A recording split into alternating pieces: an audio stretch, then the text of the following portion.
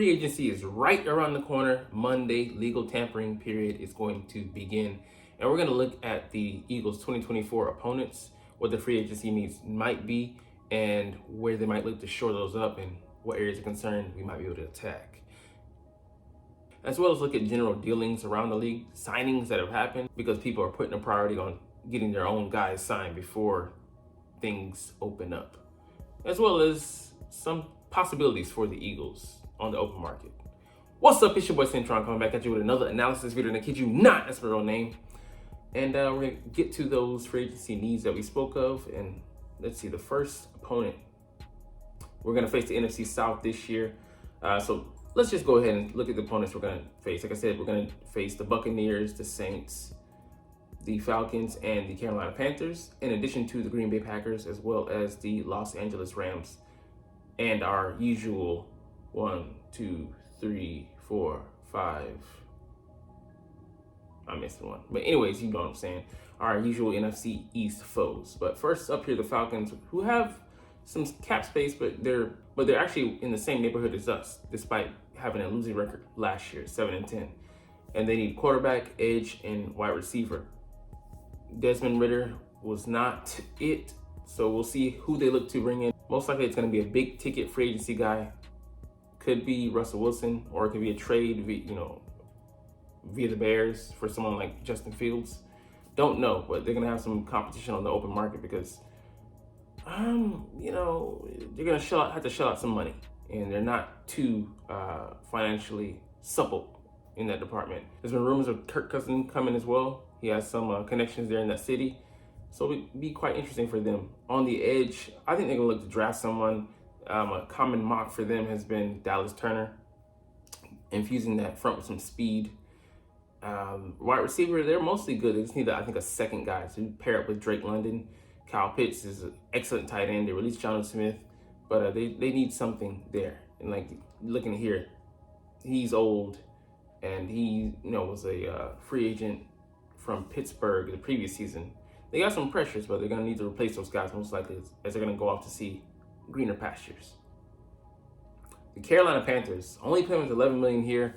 That's crazy considering that they're 2-15, coming off that season. Horrible. So they need help at receiver, edge, and cornerback.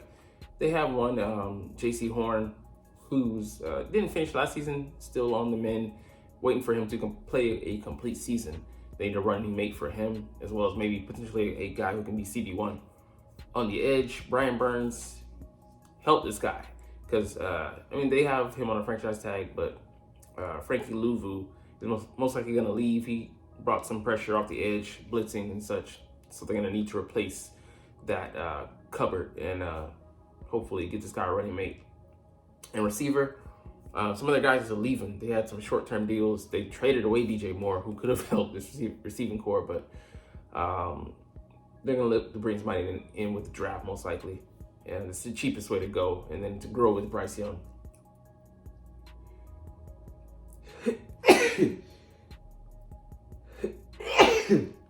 Excuse me. All right. The Dallas stinking Cowboys. It brings warmth to my heart to see that they only have $1 million in cap space.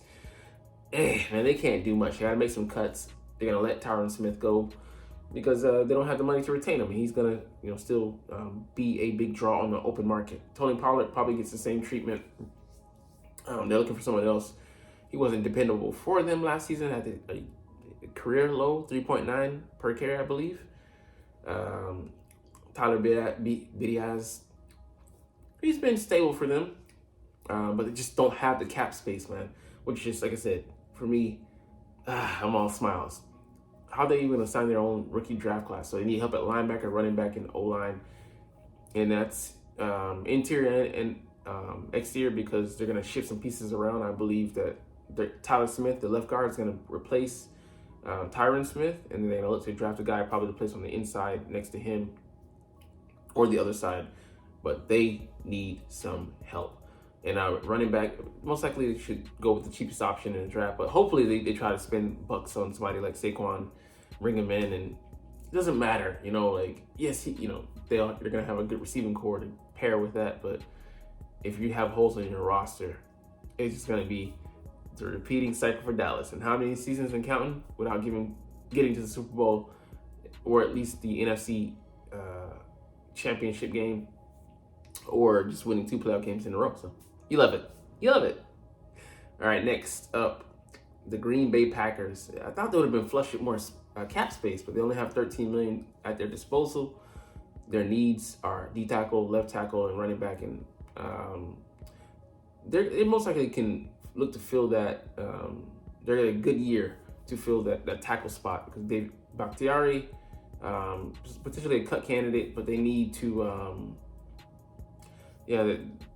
He just hasn't been able to stay healthy, unfortunately, because he has a tremendous amount of talent. But like I said, this is a perfect draft to draft a guy early in the first, second, or potentially even third round, and protect Jordan's blind side there. D tackle. I mean, there's some guys in free agency that can be had, but they just need some stout meat in the middle. Pause. Second and third round, you can also find a couple guys there. Guy at LSU, I forget his name, Jefferson, I believe, as well as what we call it, one of the Zerzan, Johnny Z. There's a couple tackles there that could help them out, but depends on how early they want to go. What's the priority? Running back, I hate to say it, keep kicking a dead horse, beating a dead horse, whatever you want to say. But eat them up, because Basashi tried that Japanese raw horse meat, good. So good dead horse. But anyways, the AJ Dillon is gonna be leaving. They can bring in a guy like on a free smart Devin Singletary, who would fit their their need for a guy who can have some wiggle room, be an outlet in the receiving game and screen game. Is going to come not too expensive, but who they want to pair with Aaron Jones there. So a couple issues to work out there, but be watching these things because you are on the schedule. Let's see, the Los Angeles Rams are as well on our schedule. And finally, two things can be true. I'm messing up that statement, but anyways, let's roll with it. They have a tremendous amount of cap space, $40 million, so they're in the same neighborhood as us. A playoff team last year, and they definitely ended their season on a better note than the Eagles did, and they have a first-round pick for the first time in years. So interesting for them. Their needs are edge, cornerback, and interior linemen. So your centers and your guards.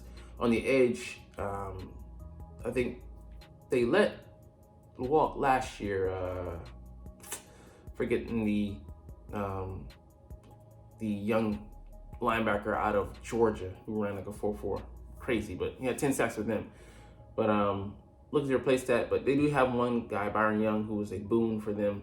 He's a fast guy as well, stellar, a stud rookie, and just looking for a guy to pair with him, and just give a decent guy on the other side to go with Aaron Donald in the middle, and you're straight. So you don't need too much there. They did re-sign Kevin Dotson, and he's mid, so that tells you, the pressing need for them to sign linemen. Don't know how that affects how much cap space they still have left. I would just venture to say about 30 million or so still left. But they're still in really good position, but they're trying to search for upgrades to protect Matt Stafford, who's taken a lot of hits over the years before he even got to LA. But cornerback, these guys here, he's a safety, but some decent caliber guys, but they're all going to be leaving most likely. Who are they going to bring in free agency? So they have some space to pay somebody, and they're definitely going to look to draft somebody. But a highly competitive team, just definitely like this team, someone to keep an eye on, because they are going to be our competitors for the NFC crown. Saying that we bounce back and all that, but anyways, on to the next squad. New Orleans Saints, they're -10. I mean, they were middling, and that means they have a lot of people on the salary cap they need to give the axe and get rid of. So their needs are left tackle, D-line, and quarterback. And then that's just for depth, because they do have Derek Carr, but this is probably the last hurrah for him if he doesn't show up. And they're going to look to show out with someone else in the top of next year's draft. Andrews Pete, they bounced him outside. He was previously an interior guy. He's got some talent. I wouldn't say he's overwhelmed, but he's not playing his natural position. So not bringing out the best of his his skill set. And the D-line, they're getting a little old there in the tooth. They have, forgetting Cam Jordan, their franchise leader in sacks. And, he's going to need some help before he eventually bows out himself, in the near future. 2 to 3 years, probably max. But left tackle needs some help on that line. So, like I said, this is a really good draft to grab somebody. Some mocks have them grabbing the tackle out of Penn State. It'd be a good move for them. Young guy, strong, isn't yet consistent, but who's the perfect product at this point? So a lot of room for improvement there, but they're very limited until they can make some moves to help their cap situation. The New York Giants crashed out. Because they overachieved last season at 6-11. But they're in the same neighborhood as us as far as cap space, which goes to show you how well how he manages the cap. He makes some mistakes. I'll be the first to admit that, but he has us in great shape. On a balanced probabilities most years. So they have $38 million. They need receiver, interior O-line, and cornerback. They need help all over. It extends way beyond those other positions. Say linebacker. On the front, they need another guy to pair with, I forget the beast they drafted from out of Oregon, pass rusher. But anyways, receivers, they need an outside guy. They had 2s and 3s and 4s littered across the depth chart and roster last year. And hey, I don't want them to improve. I want them to stay where they are. Interior line and tackle Evan Neal hasn't been up to the task. Drafted him with a 6th overall pick. I think now it's 3 years ago. He is yet to show up. Andrew Thomas, he's from the trench, but he's skating on thin ice because they need to see something from him. But they pulled him off of the couch last year, so they need guys to plug in. And their center last year was a rookie, sliding scale, but he needs to show some improvement this year. But hopefully he doesn't. Hopefully he regresses and stays in place. But Dan Jones, they're thinking about, even though he's on his second year of a $160 million 4-year deal. They're thinking about replacing him, bringing in a guy to groom for the future. It tells you that things are just all in flux with them. And they could use help, like I said, at a bunch of different positions. And cornerback, they just drafted a guy last year, Deontay Banks. Yeah, Adoree Jackson is going to leave, but they need a number 2 guy. So not really concerned about them. But the way we ended last season, you're concerned about everybody on our schedule. So, all right, let's see. Let's do what's last. Pause.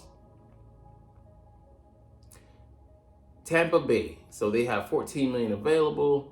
They're a playoff team. Last year, they were the winners of the NFC South. But hey, they beat us, so we can't really say shit, right?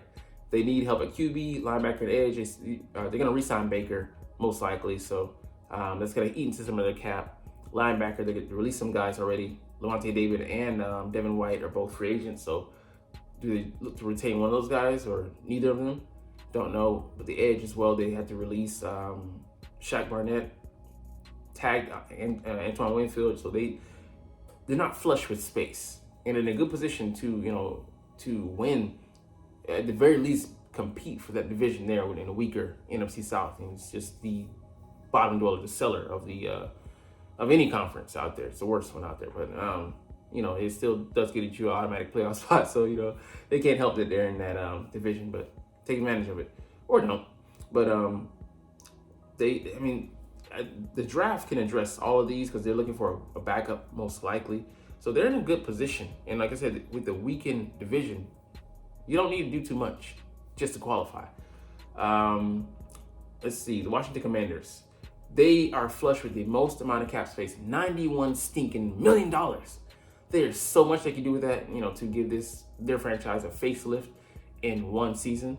But you don't want to, look for everything and all in one shop and go. If you're shopping for the month, you're on a weekly shop, you're not going to get everything you need. Some is going to expire and something's going to go bad. You want to pace yourself, but hopefully they don't. Hopefully just burn through that shit like it's burning a hole in their pocket. God willing. Sorry, it was meant to be this. But anyways, O-line, quarterback, and edge are their needs. They shipped out their pass rushers from last year.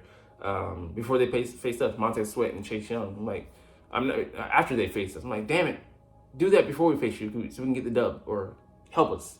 But gonna need to restock those coffers.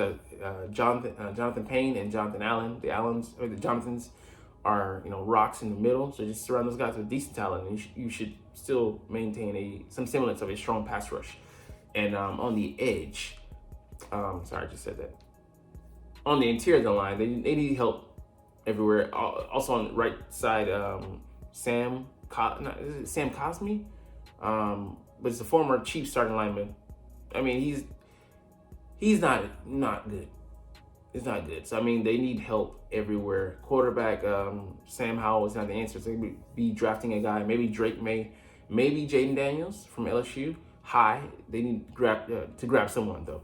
So that's gonna be front and center, and not really concerned about them because, like I said, I mean they're 4-13 last year, horrible, competitive against us, but we allowed them to be that. That being said, until you get that QB position fixed, a lot's gonna be in flux.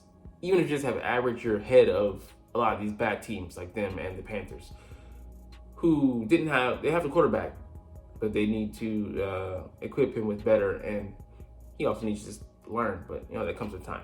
Anyways, let's get back to the Eagles. I'll read their full thing because I know them the best. $42 million.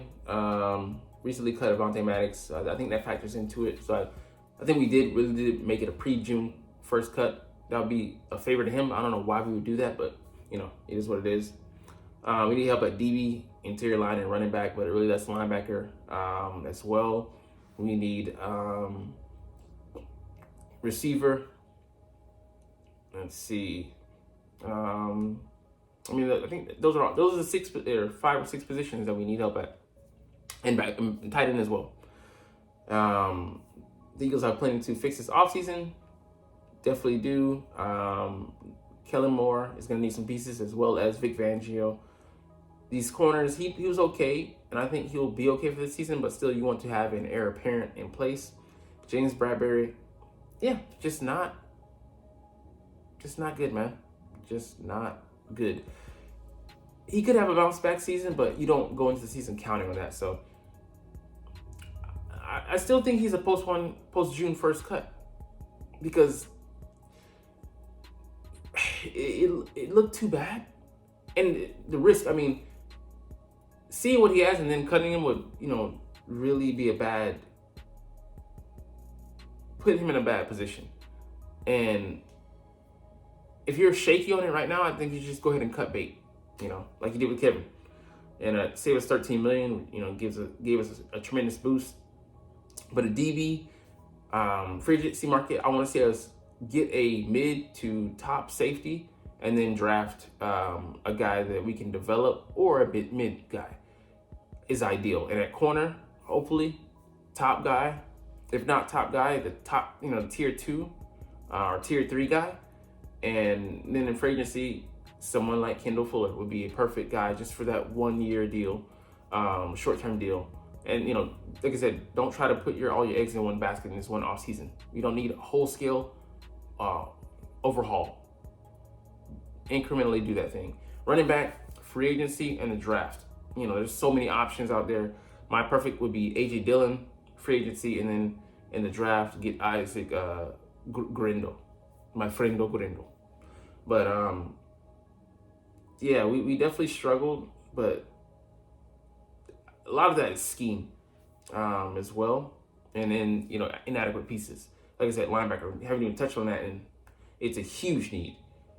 Like I said, we have those 6 tight end. I put it at 6, but still we need a backup because we didn't even utilize a guy who had a skill set to take advantage of those 2 tight end sets, 21 personnel that we love employing. All right, let's see here. There's a couple moves around the league. We're not gonna get too deep into it. Just look at surface level, but ones that you can't ignore. Justin Madubuike signed a 4-year, $98 million deal, $24.5 million to keep him there in Ravens land, and they gotta be happy with that. Hey, you get first dibs. You tagged him, I believe, and then just go into the signing.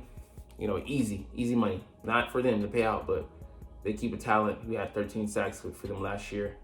And the Buffalo Bills, they cut a lot of their DBs. They cut Trey White and Jordan Poyer. I think Mike Hyde's still with them, but they extended Taylor Rapp on a 3-year deal. We don't know the terms financially, but rising talent. They brought him in from the Rams, and he's a ball hawk himself. So I think he's gonna get some starting snaps. Went younger, but maybe didn't sacrifice the talent. Let's see. There's only a couple more here. See the Cowboys moving around some cap space. We're gonna have to do this. Dak Prescott has him in a chokehold with that $59.5 million he is on the books for with his cap number. Hey, Dak's gonna get what he wants this offseason. They're not gonna be dumb and release him like the Denver Broncos did below. Zach Martin, $13 million. So they're trying to move around money, create some cap space. They only have $1 million, 1.8 to be exact, and they're hurting. I love to see it. That's a division rival. Tim Patrick re-signed with the Broncos. So talented guy. He hasn't been healthy as of late, but they're still wanting to keep him. So they're not going to go all in on wholesale changing that position. I need a couple pieces because Cortland Sutton is a number one. Amir Abdullah re-signing with the team in Las Vegas, so a very small, point on the needle pointing to Josh Jacobs leaving town. Let's see, Johnny Munt signing with the Vikings, 2.5. So I mean, not in the worst position, just trying to buttress themselves because they still have a tight end recovering from ACL surgery. I know he might have shredded 2 or 3 ligaments, so it was a pretty horrific injury. Hunter Henry, another tight end taken off the market. We weren't looking at him, but just assessing things. On a 3-year deal to stay with the Patriots, he's happy to be where he's at, regardless of who the quarterback's going to be. Most likely a new guy coming in, but he's paid, so that's all he's concerned with. Colton McVitz, 1-year extension on his deal, so kind of tells you where the market is at because he wasn't the best guy. Very mid. At best, he's average. And they had an average line, but I mean, able to get the ball out of the quarterback's hands pretty quickly. And that's the attack there in San Francisco with that quick passing game. Brock Purdy at the helm. Kyle Shanahan's offense. So, I'm watching very closely how they make alterations to that offensive line because we just need to know how we can attack. All right, let's move on to Brandon Graham, man. He's most likely going to look to re-sign with us. If he doesn't, he would most likely retire, but Eagles, I think, want to let him play out his final year. His 15th would be. And they're negotiating and, the financial terms, probably going to make less than he did last season. I think he had a 5-year deal, 1 year. And, he's looking to, explore things like going into the media and being a media head, and he's got a good personality. He's a funny dude, quite funny. He's so good at getting under his opponent's skin, so I like to see how he's able to fare in that media foray. But he's a very likable, lovable guy if he plays for your team. But he's well liked and respected around the league. All right, now let's look at 3 free agents that make sense for the Eagles, and some of these names we've covered in different avenues and in different videos, but let's take a little bit of a closer look here. CJ Gardner-Johnson, we talked about this one in a short, but I'd be surprised if he'd be amenable to coming back here. But if he did, be a perfect fit because we let him get away last season and we definitely regret it. He was a guy who created turnovers for us, and he created a couple for the Lions as well. I think he picked off maybe 2 or 3 balls, even with his short-term stay there, or health-wise, in the starting lineup because he only played 2 games in the regular season. Played in the playoff games, I believe. But he's a ball magnet. He's young. I think he's only 25, maybe turned 26 during the league year. So 5'11", 208 brings that size, can play in the nickel, that versatility. If we draft another guy who has inside-outside versatility, we'd be able to do so much, and that's another weapon for Vic Fangio to play around with, that versatility and Swiss knife-ness. Anyway, it's not a word, but I made it one. The next guy on the list, Marquez Valdez-Scantling. I have to say it, Marquez Valdez-Scantling, or I can't say it, so I don't. But 6'4", 206, runs a 4.37. But he drops the damn ball, or as he did in this play against us. Could have won the game. Thankfully, they didn't. or maybe not thankfully because we could have gotten a better draft position, but who knows? Look at his numbers. He averages his worst year, 15, this past year, but didn't get that many opportunities because, Pat probably didn't trust going to him, to be honest. He regressed from last season, and, he's a big play guy, but we need someone who's more dependable. If he caught maybe 25% more of his targets, sign me up, but I don't want a bigger, faster, a little bit more consistent Quez Watkins. No thanks. And the next guy, we're actually going to look at him over the course of 2 days, tomorrow and today. But Josie Jewell, Dipset. He is older, 29 years old, linebacker, 6'2", 236, but he's another Swiss Army knife. He can do a little bit of everything. Over the past 2 years, 236 tackles, 2 picks, 5.5 sacks, 4 forced fumbles. He's very active, and he knows how to drop in the passing game. He can get into put himself in a good position. Played under Vic Fangio in 2020, 113 tackles, 2 sacks, 4 pass breakups, and I think he's only gotten better since then. But he's not going to stand out on the athletic charts, but he's Johnny on the spot in the right place at the right time. He's very consistent. He has a very good floor. You know where you're at with him. You know what you're going to get. And we didn't have competency like they're saying last year, and he would be able to at least bring that, and he has familiarity with the system. You know how coaches, especially new coaches, love to bring in their guys. So anyways, a longer video, but you're not even watching though, but it's all good because I love talking about the Eagles, and I love making these videos as well as other teams around the league. Anyways, as always, it's fly Eagles fly, and let's mother go. Like, comment, share, subscribe if you Thanks for watching. Check me out at Cintron, Cintron Anime, Cintron Life, or Cintron Laughs, or other social media.